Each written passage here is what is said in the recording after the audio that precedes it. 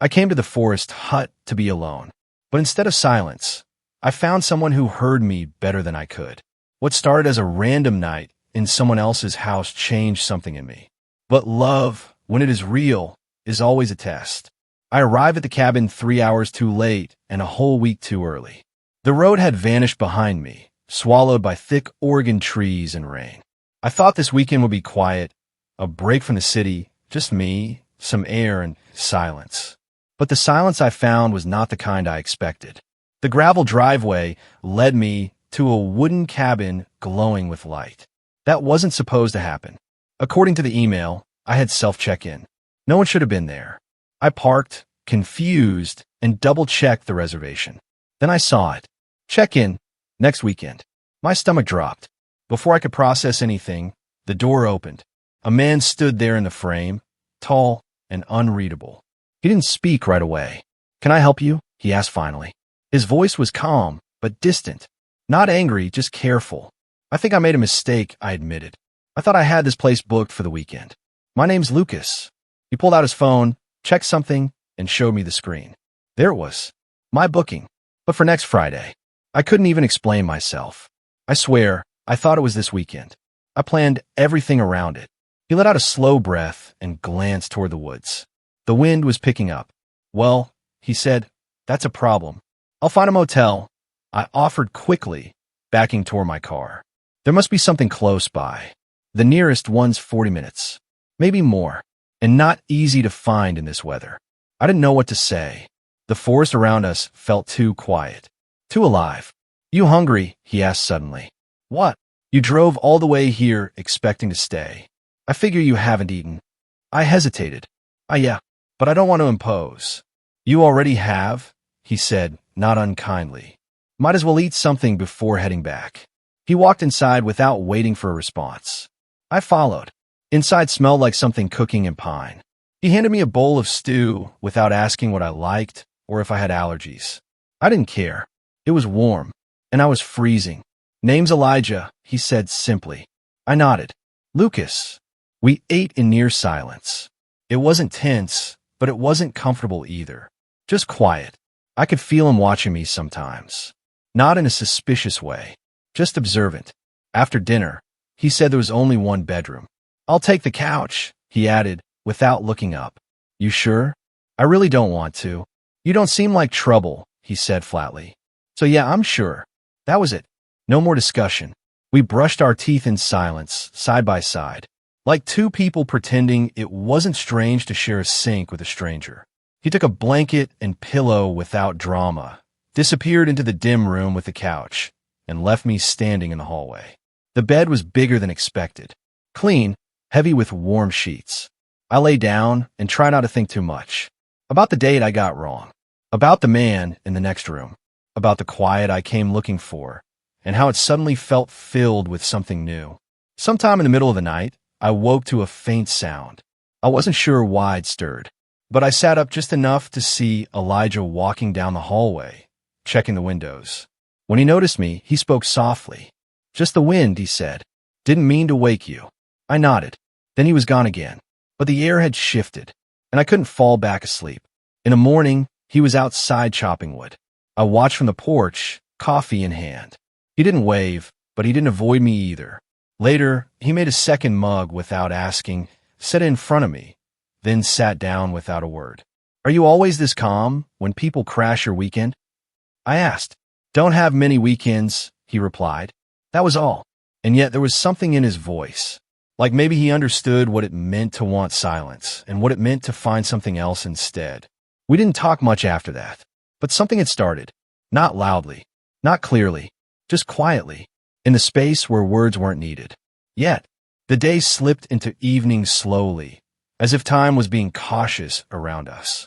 Elijah didn't ask me what I was doing with my day, and I didn't ask him why he was suddenly more silent than the night before. We simply moved around the small cabin like two people stuck between politeness and something else. Something neither of us was brave enough to name yet. I found myself lingering near the windows more than necessary, watching the trees sway under a gentle breeze. He caught me staring once and asked, "You used to the city?" "Too used to it," I answered. He just nodded. It wasn't much, but I held on to that exchange like it meant something more. Maybe it did. He made dinner without asking what I liked. A simple dish, eggs, toast, something with rosemary that lingered in the air longer than it should have. We didn't talk about food or taste or favorites. But when we sat down to eat, he glanced at me across the table and said, "You look less tense than yesterday." I paused with my fork in midair. "I guess I am," I said. He nodded like that was enough. Later, after the plates were cleared and the wind started to hum against the walls, he lit the fire. He didn't say why. Maybe it was for warmth, or maybe it was something else. The way he sat across from me in the flickering light, not looking directly but not avoiding my gaze either, made the whole room feel like it was listening. I don't remember how the conversation started. Maybe it was a comment about the smell of the wood, or maybe it was a sentence left too long in silence that had to be answered. Either way, at some point, we began to speak. Not fast, not freely, but truthfully. "You ever feel like everything is too loud?" I asked. He didn't answer right away. Then he said, "That's why I moved out here." I nodded. I thought I wanted quiet, but sometimes it's too much. Makes you hear things you didn't know were inside you. "That's why most people fill it," he replied. "Music, podcasts, screens. It's hard to sit in silence if you're scared of what it might say." I looked at him, really looked, not at his hands or his shoulders or his stillness, but at the way his eyes didn't dodge discomfort. "Are you scared of silence?" He shook his head. "No, I'm scared of what comes after it." The fire popped once, sharp and sudden. Neither of us flinched. We spoke of ordinary things after that. Nothing dramatic. Nothing confessional. He told me about the path behind the cabin that led to a clearing with wildflowers in the summer. I told him how city noise had started to sound like static in my brain. We sat there, the fire slowly curling into itself, and for the first time since I arrived, I felt grounded. Not because he said something profound, but because he didn't need to. There was no performance in his voice. No need to impress or protect or over-explain. He just listened, and when I spoke, it didn't feel like I was auditioning for connection. It felt like I was being heard. Eventually, the fire died to embers. He stood, stretched without making a sound, and asked if I want to turn in. "Sure," I said. He looked toward the couch, then toward the bedroom door. "I don't mind sharing again," he said carefully. My stomach twisted, not in fear, in the way it does when something matters and you don't want to mess it up. "It's a big bed," I replied. He gave one slow nod. That night, we got into bed at the same time. We lay on opposite sides, the covers tucked high, both of us facing the ceiling at first. My heart beat louder than the wind outside. I could hear his breathing, slow and steady, grounded. Minutes passed. Then he whispered, "You don't have to talk if you don't want to." I turned my head slightly. "Neither do you." A faint smile touched his voice. "Deal." We didn't speak after that. And still, something happened. There was no touch, no move toward each other, no accidental brush of legs or deliberate shift beneath the sheets. But there was presence, a kind of stillness that didn't feel lonely. I could feel him there, a body just beyond my own. I didn't want to cross the space between us. I just wanted to know it would remain open, that if one of us reached, the other wouldn't retreat. That was enough. Sleep didn't come quickly, but when it did, it felt deserved. I woke once in the middle of the night. The moon cast faint light across the floor. He was still on his side of the bed, still facing the ceiling, but his breathing had changed. He was awake. I didn't say anything. Neither did he. I just closed my eyes again and let the moment exist. The next morning, the sky was overcast. I woke to the smell of coffee and the quiet creak of floorboards. He was already up. Outside, birds called lazily. Inside, the world felt paused. We ate breakfast together again. No conversation. But when I looked up from my plate, he was watching me. Not staring. Not inspecting. Just watching. And for the first time, I didn't look away. The morning began with a quiet, so perfect it felt rehearsed. The kind that makes you believe nothing could go wrong. Elijah made coffee again without asking how I took it. I took the first sip and realized it didn't matter. It was good, and the gesture was better. We didn't talk, but the silence wasn't empty. It had rhythm now. Familiarity. Like we had silently agreed, not to fill it with words unless we meant every one of them. We moved through the small routines of the day, like people who knew how to exist near each other without taking up too much space. He read something on his phone. I stared out the window for too long. At one point, our hands brushed as we passed in the hallway. Neither of us pulled away. It felt like peace. Until it didn't. It happened sometime around noon. Elijah stepped outside to take a phone call. I hadn't meant to listen. I'd gone out to bring in a mug I'd left on the porch. The air was crisp, and I'd opened the door without thinking. That's when I heard him. His voice was low, firm, and careful, like someone trying not to let emotions slip. "No, I haven't told him yet," he said. Then silence. Another pause, longer this time. "No, I didn't expect this either." He wasn't supposed to stay. A crack ran through the moment. Not loud, but deep. I backed away from the door like it had shocked me. My heartbeat climbed somewhere high in my chest. I didn't want to hear more. I didn't need to. The rest of the day moved, but I didn't. He came back inside, calm as always. Asked if I wanted to walk the trail behind the cabin. I said I was tired. He nodded, not pushing, but something shifted, not in the air. In me, I began questioning everything. The welcome, the warmth, the way he'd looked at me during breakfast. Was any of it real? Or was I just here? Convenient, temporary, filling a space someone else had left. I wanted to ask. The words gathered in my throat more than once. But I swallowed them. Instead, I smiled when I didn't mean it, nodded when I didn't want to, laughed too quickly at things that weren't funny. That night, we ate in near silence again, but this time it wasn't warm. It was brittle. His glances lingered, like he noticed the difference. But he didn't ask. Maybe he didn't know how. Maybe I didn't want to give him the chance. When it came time to sleep, he offered the same thing he had the last 2 nights. The shared bed. The distance that felt more like comfort than coldness. I said yes, but something inside me said no. We lay under the same blanket, neither of us reaching for the other. Not even with a glance. The space between our bodies wasn't large, just wide enough to fit doubt. He didn't move. Neither did I. And in that stillness, everything I had feared for years returned. The worry that I was always more invested than the other person. That I misunderstood quiet attention for affection. That someone's kindness could still have conditions I didn't know about. I closed my eyes and counted breaths. His. Mine. The ones we weren't sharing anymore. At some point in the middle of the night, I turned away from him. When I woke, he was already gone. I found him on the porch, sitting with his coffee. The sky was gray, the trees still. I joined him without saying a word. He offered a second mug. I accepted, but I didn't drink. He asked how I slept. I lied. He asked if I wanted a hike today. I said maybe later. He didn't press. But I felt the weight of every word we weren't saying gather around us like fog. Dense. Damp. Waiting. The walk happened eventually, but it wasn't like before. He led. I followed. We spoke only about the trail. The weather. Nothing about the night. Nothing about what I'd heard. And still, I thought about it every time I looked at him. At one point, he stopped near a low ridge where the trees opened to a view. He pointed out something in the distance, a river maybe, or a bend in the road. I didn't see it. I was too busy watching the way his hand trembled for half a second before he put it back in his pocket. We walked back in silence, the kind that didn't feel shared anymore.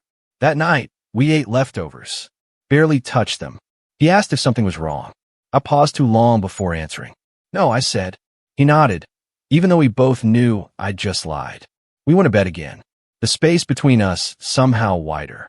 I didn't sleep much. Every noise outside pulled me further from rest.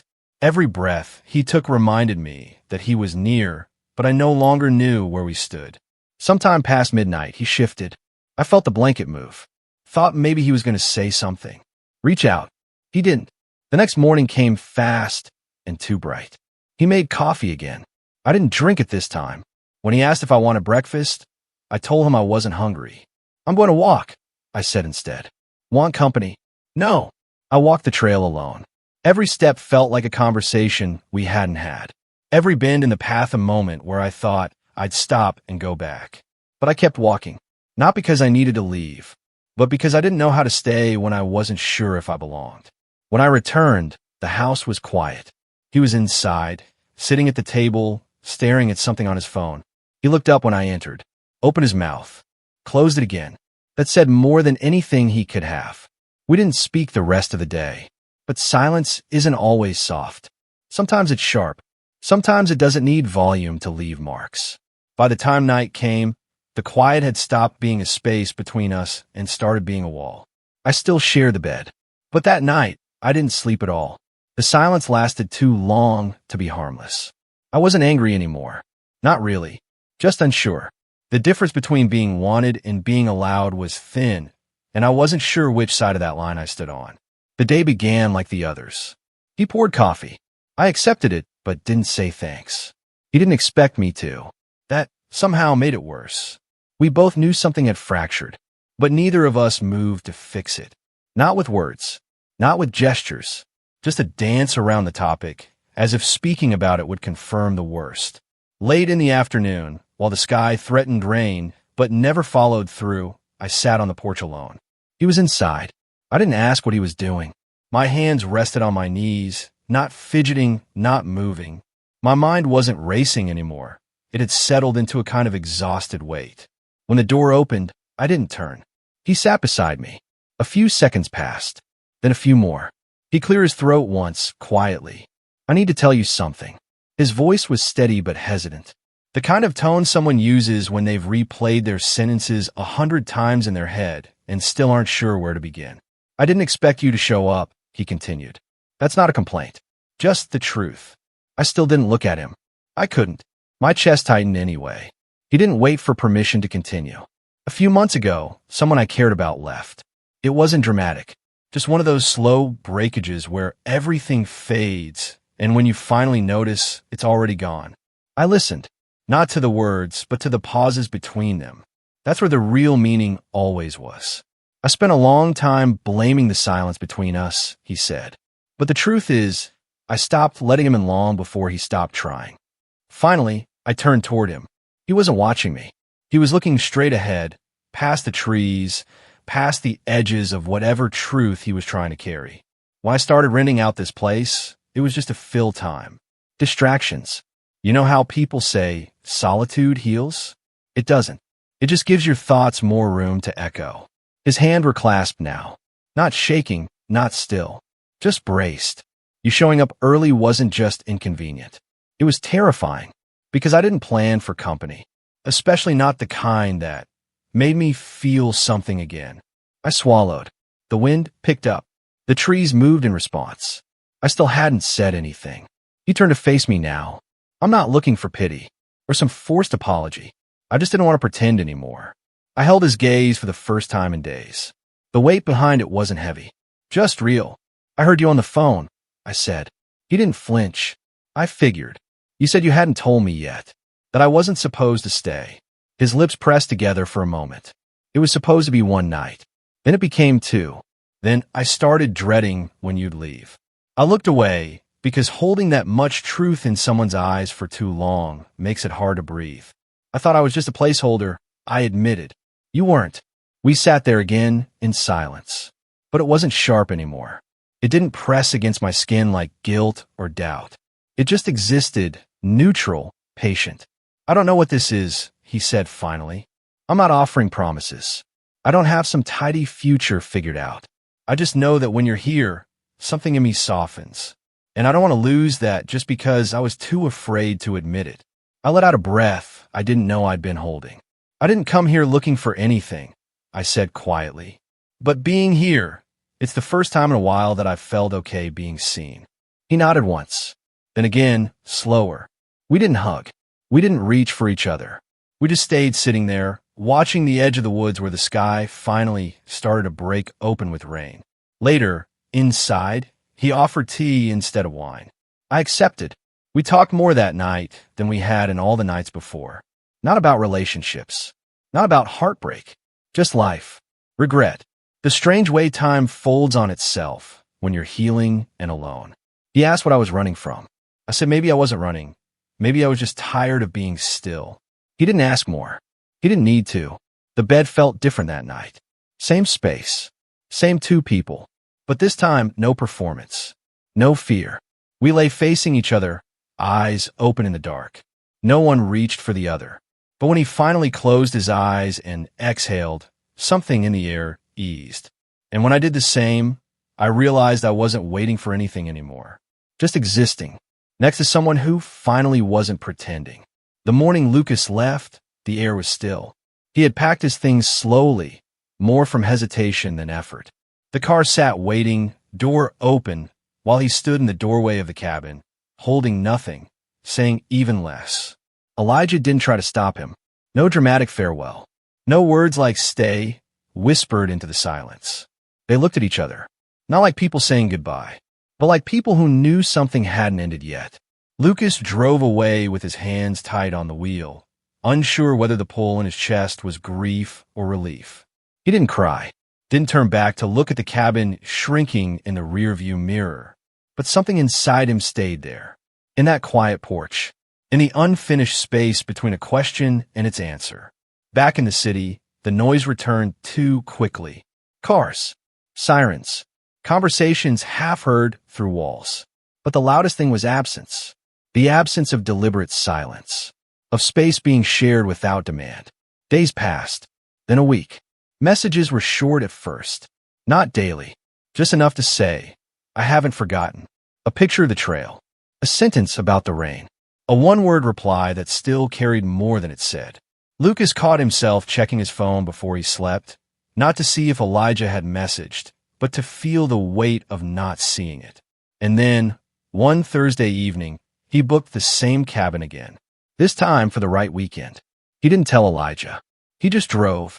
The road looked different in reverse, less uncertain, more like something remembered than discovered. When he pulled up the gravel driveway, the porch light was already on. Elijah stepped out before Lucas reached the steps. They didn't hug, didn't rush forward, just stood there, eyes meeting in the low light. You came back, Elijah said. Lucas nodded. Didn't know if I should. Elijah shrugged. The light's been on all week. They didn't need to say more. Inside, nothing had changed. Except them. They didn't pick up where they left off. There was nowhere to return to, only a slow unfolding. They moved through the evening without planning it. Tea on the table. A quiet meal. A few words traded like warm stones passed between palms. Later, they sat on the porch. No fire. No music. Just the wind moving gently through the trees. Lucas leaned back in the chair. Elijah sat beside him. They didn't speak. There was nothing urgent to say. The silence wasn't loaded this time. It didn't press. It didn't ask for anything. It just allowed them to be there side by side. A kind of stillness that wasn't about absence. It was presence. Undemanding, unguarded. Lucas breathed deeply and realized he hadn't done that in days. I miss this, he said eventually. Elijah didn't reply. Not because he disagreed, but because some truths echo louder when left untouched. They stayed on the porch until the sky turned violet, until the edges of the world softened, until they forgot they had ever been strangers. That night, they shared the bed again, not because it was routine, but because there was nothing left between them to navigate. No question, no distance. They didn't reach for each other. They just turned toward one another and fell asleep like people who had finally stopped holding their breath. In the morning, Elijah woke first. Lucas opened his eyes to the sound of water boiling and quiet movement in the kitchen. He didn't rush to get up. He just lay there, watching soft light settle across the room, letting the sense of belonging linger without needing proof. When he finally stepped outside, Elijah handed him a mug. Stay for the weekend, he said. Lucas didn't nod or smile or respond with anything clever. He just sat down beside him again and let the silence say yes. Later, they walked the trail behind the cabin. The same path Elijah had once pointed out. The one Lucas had walked alone before. But this time they walked side by side. No words, just pace, breath, presence. At one point, their hands brushed, and then stay that way. No tight grip, no message, just warmth. That evening, as the wind picked up and the trees leaned into it, Elijah asked, "What brought you back?" Lucas thought for a long time before answering. Nothing, he said, and everything. They didn't unpack that. They didn't need to. Somewhere between that moment and the quiet after dinner, they started cooking together without saying a word about it. Lucas chopped vegetables. Elijah stirred a pot. They didn't discuss the recipe, didn't name what they were making, but it turned out right anyway. Later, when the meal was done and the dishes stacked but not washed, Elijah leaned back in his chair and said, "I didn't think you would. Come back." He nodded. "I didn't think I would either," Lucas admitted. "What changed?" "I stopped asking what I was supposed to do." There was a pause. Then Elijah said, "You always think too loud when you're here." Lucas laughed softly, and for a while that was enough. No declarations, no labels, just something that felt solid without being heavy. The next morning, Lucas didn't check out, didn't bring up leaving, and Elijah didn't ask. The bag stayed unpacked, the car untouched. They sat on the porch again, and this time, Lucas reached for Elijah's hand without looking. Elijah didn't react. Just let it be. Love didn't need announcing or chasing. Sometimes it was just choosing to stay, even after you had somewhere else to go.